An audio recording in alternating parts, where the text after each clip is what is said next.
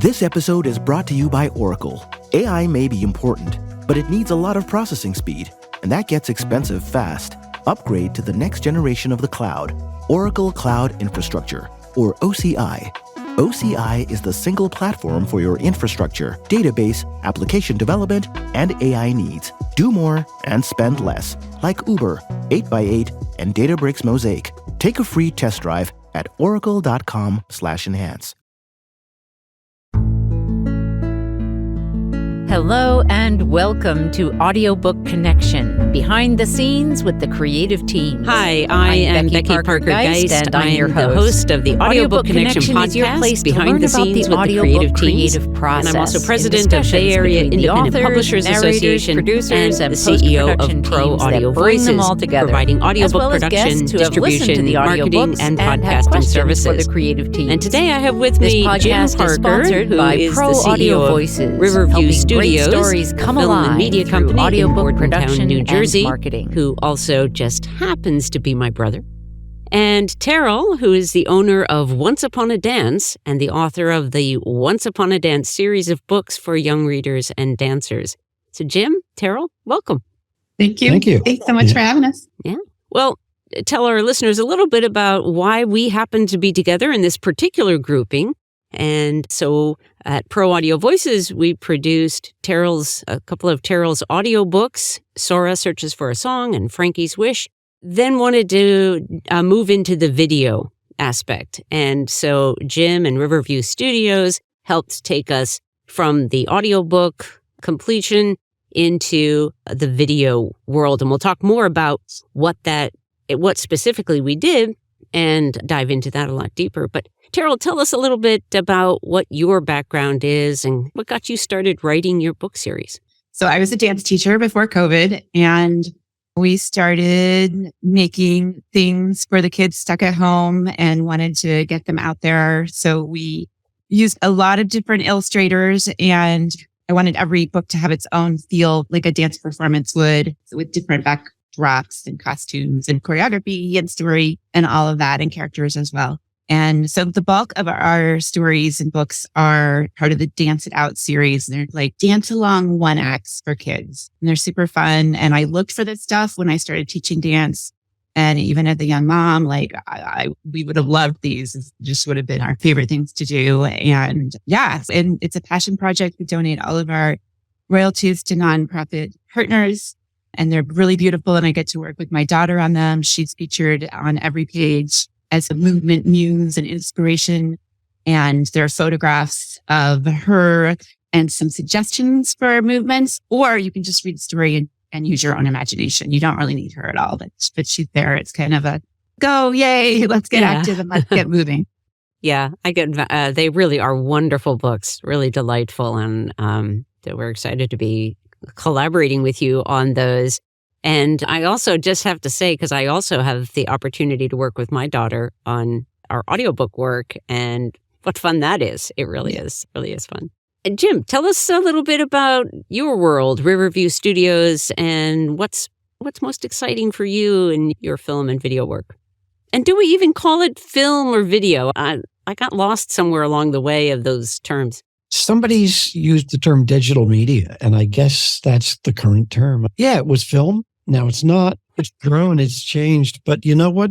It's really cool that at least in my line of work, it's a constant state of evolution and a constant state of learning new technologies and new codecs and new things.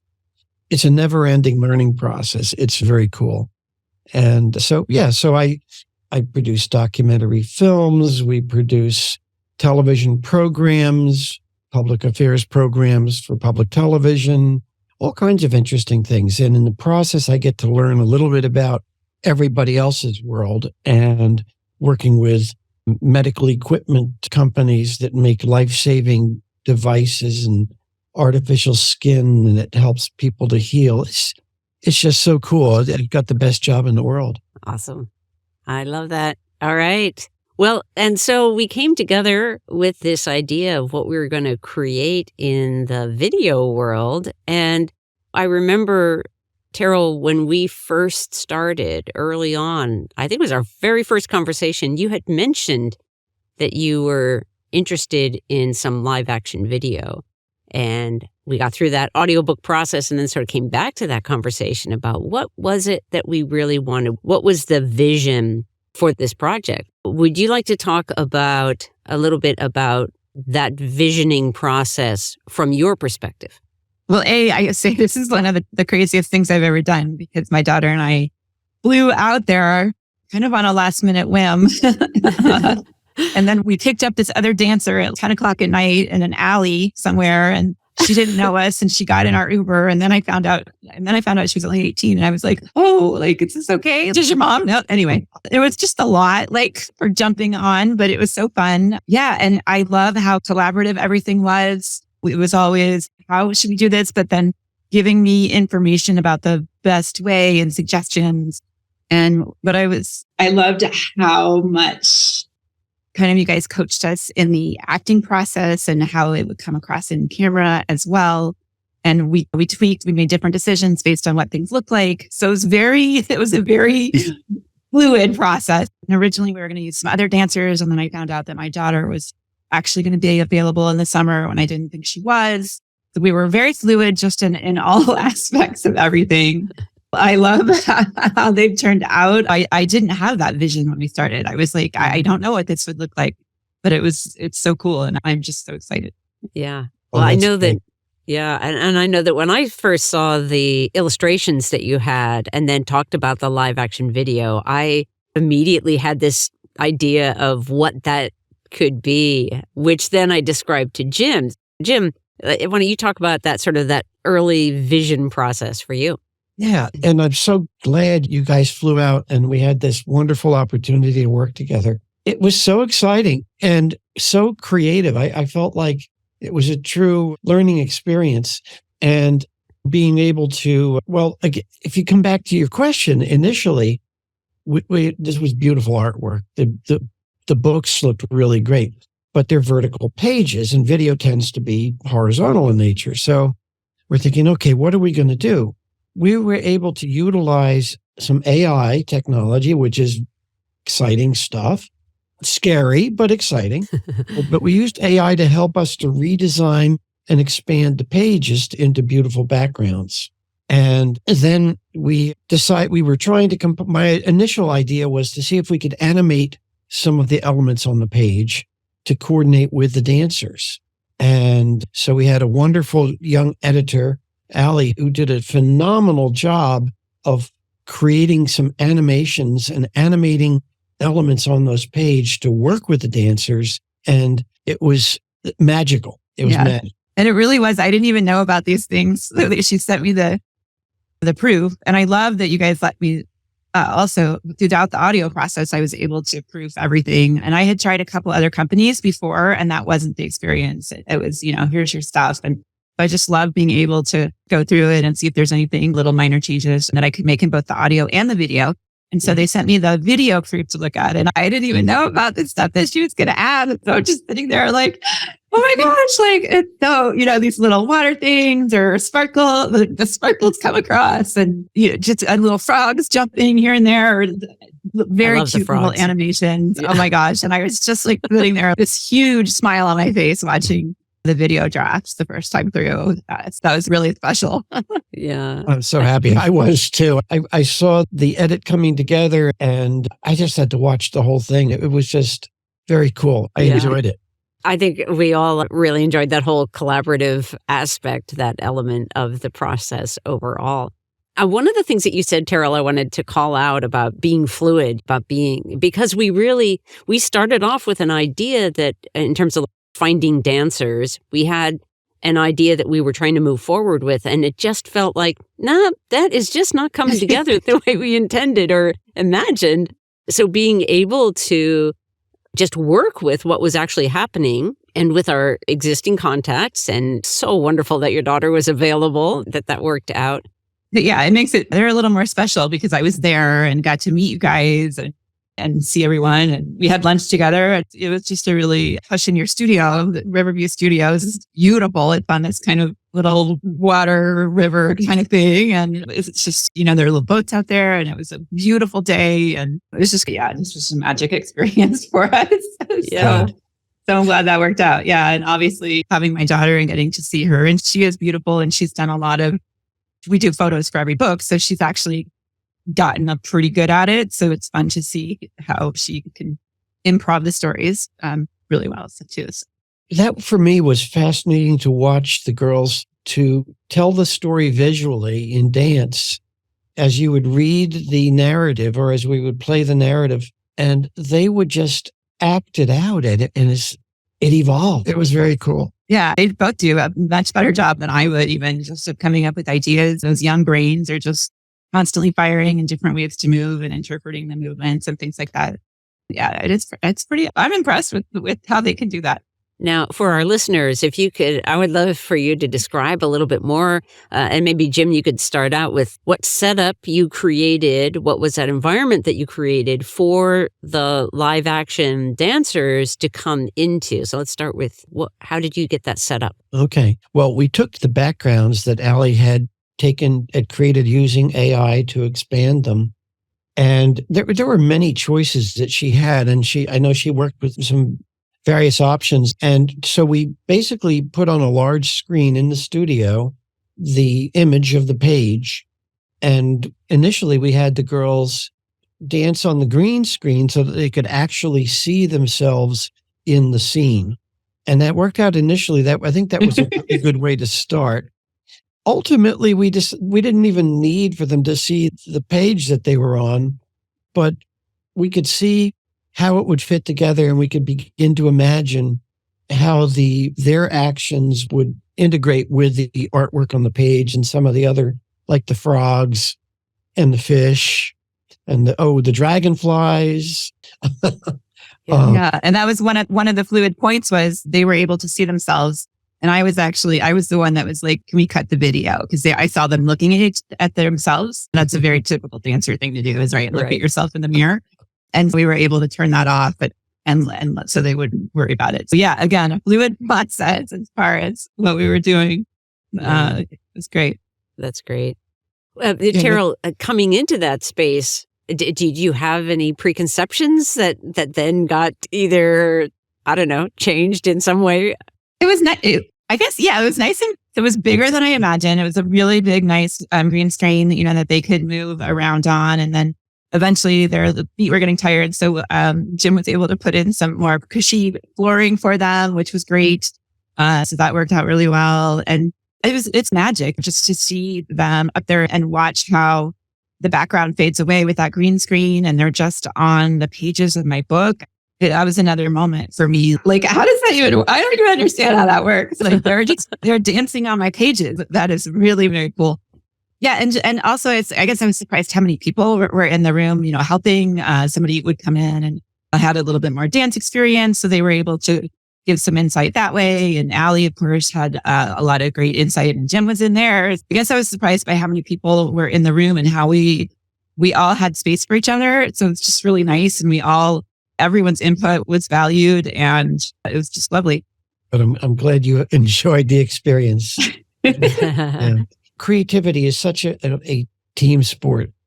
There's so many ideas out there, and I certainly know that I don't own any of them, but putting all these minds together and all this creativity together, I think the result speaks for itself. Yeah. And we definitely have a template now that we can use. A lot of decisions were made, and it took a little longer to try some things and decide what worked and what didn't. But now we have this template, and hopefully we can create some more. Yeah. Now I've seen some photos, but our listeners can't look at those right now. Even if I were to point them to. If we could pop one in right there. Right. So you can see it. Yeah, and I could do that on the video of this. But one of the things I wanted to ask about is, so Terrell, as you were watching the dancers, were you mostly focused on looking at the dancers in front of the green screen, or were you looking at the monitor where you were actually seeing the dancers dancing on your page backdrop? Most of the time I would flip back and forth a little, but most of the time I would look at them. Yeah. Just watching them. And because I knew that Allie had it, she was figuring out, and Jim was figuring out the ratios and how much how big the scene was and how big they would test how much they were going to jump and how much they were going to move. Sometimes we do a little first draft kind of thing, first take. And so they had that under control. So yeah, I just needed to be really focused on them, which was good. That's great. And how long a shoot day was it? We had an Uber problem. So I think we got there at 9, and then we had a few breaks, and we had a lunch break and a smoothie break and then a dinner break. And then I think we worked until 8 or so. Yeah, it wasn't extraordinarily long. And as production days can be 10 or 12 hours, not always, but it was a comfortable shoot, I think. Yeah. Yeah. Good. They were done. At the end of the day. Yeah. When so long you can your muscles get tired. Yeah. When I realized so it was like putting cushy rubber mats underneath the green screen, so in the space where they were dancing, so that their feet would have a little bit of relief. Maybe next time I should bring 4 dancers and give them more of a break. I don't know. I'll bring more mats. So then once you had completed all the live action shoot, then Jim, your team went into that post-production process. I just have to say some of my favorite things. I love the frog popping up and them dancing as the frogs and their little animation that went. There's a little boing. I don't even know how to describe it, but there's a little boing action, and it was very sweet. Yep. And then the dragonflies flying through. I was like, oh, that's so awesome. Yeah. But even some really nice, subtle, just like slight movement in the background, like in the trees. That was so the wind, lovely. Yeah, rustling and yes. Yeah, I was so thrilled with what Allie was able to do in that edit in terms of animating things that I wouldn't have thought of initially, but she brought her creative mind was working full force, I guess. I will add too that she really there were a couple points where I was watching and I'm like, oh, this is boring. Like it's too long or whatever it was. Like for whatever reason it felt like there was dead time and they were moving, but it was and she filled in those parts. Those are the parts where you really see some animation come alive. And so it was almost brilliant in that sense. Yeah. I have to give her a lot of credit for that. She brought a lot to the project. Let's pause for a moment. We'll be right back. Looking for a way to bring your children's book to life in an engaging way for young ones? At Pro Audio Voices, we bring together decades of experience with audio production, teaching, and parenting to craft a listening experience that will delight children and parents alike. If you're looking for an experienced team to bring your children's book to life in audio, check out proaudiovoices.com. And then I know that as we were planning for the shoot day, one of the things that we knew we wanted to do in order to have that be the most effective, efficient use of time and to be able to, because you have so many books, that we really wanted to create as much content as we could overall. Yep. So tell us a little bit more about what you did in the studio to accomplish that goal. Yeah. And originally, I know you guys were talking about a bank of movements. So that was something originally so they could repeat the movements here and there, which is not at all what we ended up doing. We ended up doing very story-based. They're moving throughout the entire story and creating movement constantly. And I don't think it would work to take anything from a different story and put it in. I just love the continuity and the way that we did it. So we churn out, we've 4 additional videos that we have yet to produce and animate into a video. So that is in existence. So yeah. So someday. Cool. You highlighted again the value of, and the sort of being fluid with the process and learning in the moment of, it looks like maybe we're not going to do this thing that we planned, but we can do it this way. And that's going to be even better. Yeah. It's really nice just to have the one per page, you see them the whole time and it's consistent dancers and there's no edits per page. So that's nice. Yeah. And the whole concept of taking this book and turning it into it was still a book in a sense, but now it has movement and animation in addition to the audio. It was kind of like a perfect combination of the audio and the video elements to bring it to another level. So it's really a hybrid thing. Yeah.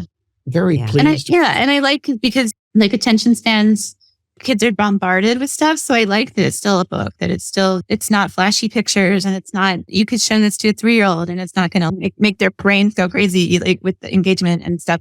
So it's all subtle, and it still feels very much like a book. So it's a nice comedy. Hey, I just realized it's digital media. Oh my gosh.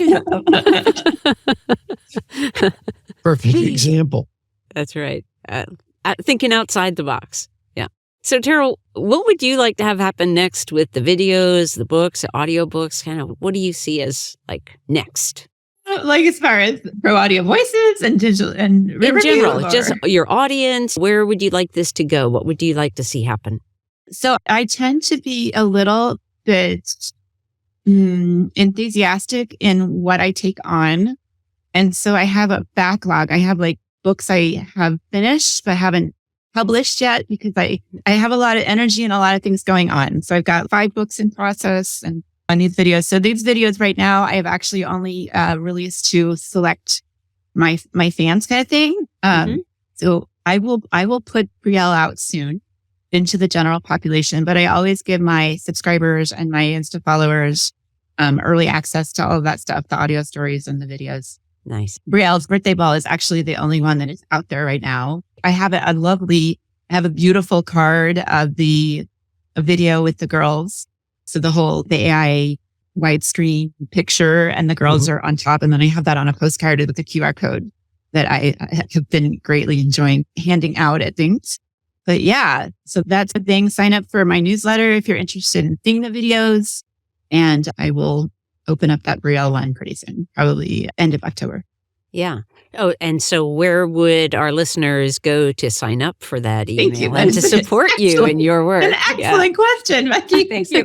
So dancestories.com, www.dancestories.com is the easiest. And then you can sign up for my newsletter. You can follow us on Instagram. I'm there all the time at once_upon_a-dance. I'm also on most of the social media, the Threads, the TikTok, the Twitter, the LinkedIn, the Alignable.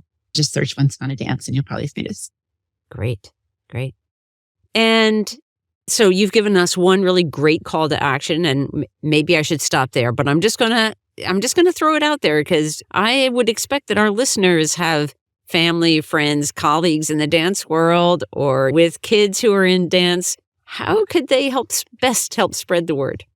Thank you. You should go to your local bookstore. That would be number one, and ask them to order our books. And they should be able to do that. We're on all of the platforms that are linked to the bookstores. So yeah, just search Once Upon a Dance author. You have your choice of Sora Searches for a Song, A Lovely Cricket Story, or Brielle's Birthday Ball that we've been talking about. It's just a fun dance party on the moon.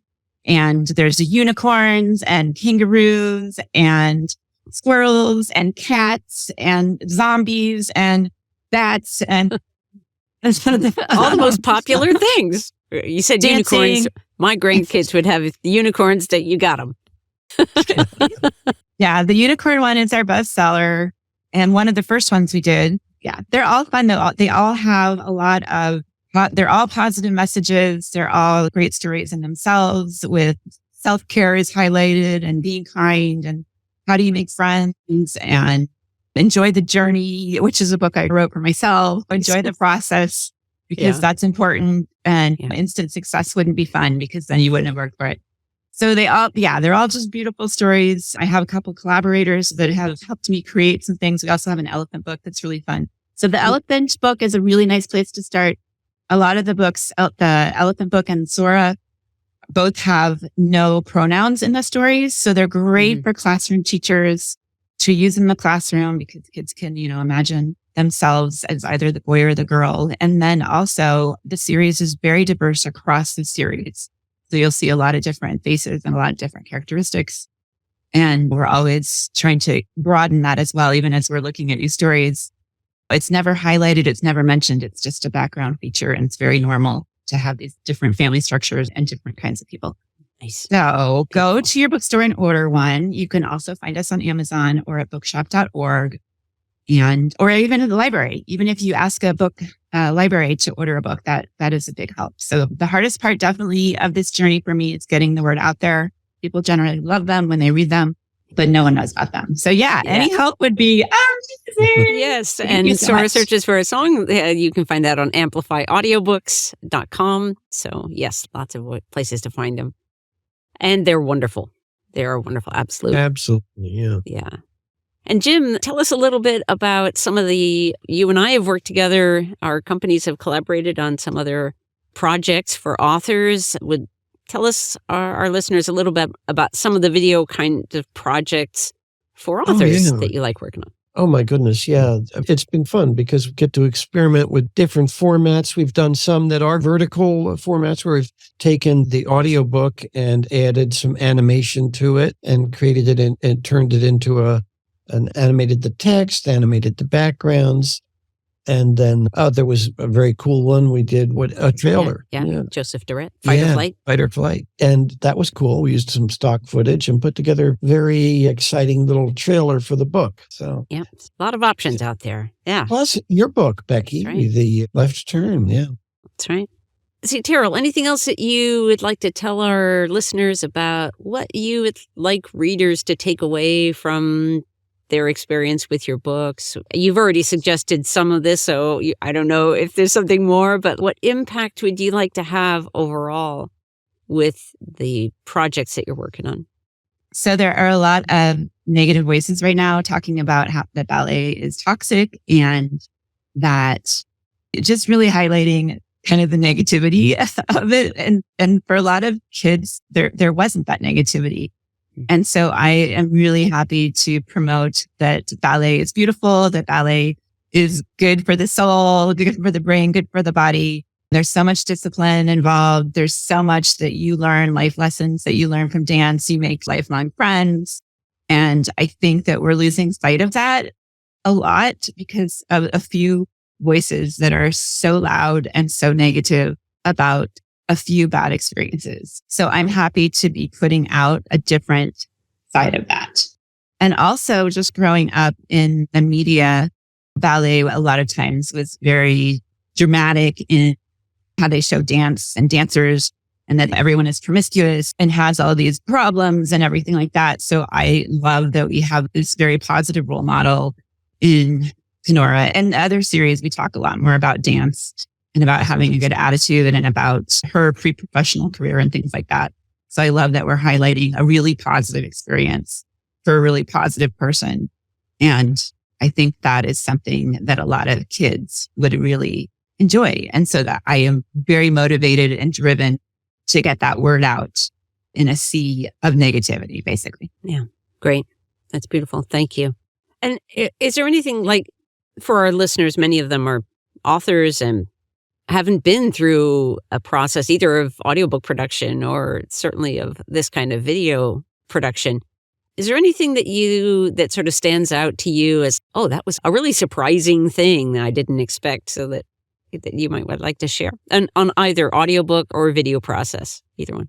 I think I touched on a lot of the things that I was surprised about, just how collaborative it was and working with Pro Audio Voices. And yeah, it was just a great experience being able to tweak things a little here and there. And I would imagine that's going to be even easier now with the AI pickups, that if there was something that you need to change. So that's going to be even a simpler process these days than when we did it even. But yeah, just how fun it was to get those stories back. I think that was a surprising thing too, is just how nice it is to hear your story.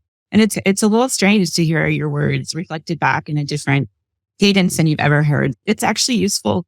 I'm going to be revising the stories, especially the ones I did a while back. So it's interesting to use that to hear, like, where is there a place that maybe doesn't feel as smooth as you imagined it in your head, kind of thing. So it's good feedback for authors to do this just for their own process as well. Great. And just remind our listeners one more time, your website, where they should go to sign up.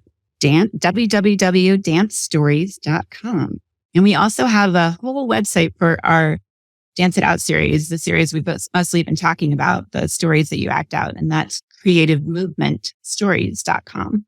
Great. And we're on Instagram at once_upon a dance. Terrific. And Jim, what's the best way for people to reach you at Riverview Studios? riverviewstudios.com. There it is. All right. Got all kinds of pictures on the website, and you can connect with us and see pictures of the studio. There's actually a tour on Google. You can do a virtual tour where you can literally walk through the studio and all of the rooms. Yeah, cool. And then for those who are enjoying this podcast by video, we're going to include a little clip from Sora Searches for a Song. And you can see some of what we've been talking about with the frogs and the dragonflies. Yay! Yay. So Terrell, Jim, thank you so much for joining me. This was really fun. Thank you. Well, thanks. And we look forward to having you back with us next episode on Audiobook Connection. Thanks, everyone, for joining us. Thanks for joining us for Audiobook Connection, behind the scenes with the creative teams. Please take a moment to subscribe at audiobookconnection.com. The podcast is sponsored by Pro Audio Voices, helping great stories come alive through audiobook production and marketing. Learn more at proaudiovoices.com. Again, thanks for being with us, and please join us next week.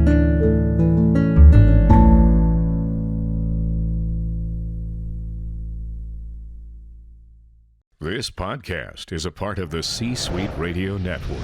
For more top business podcasts, visit c-suiteradio.com.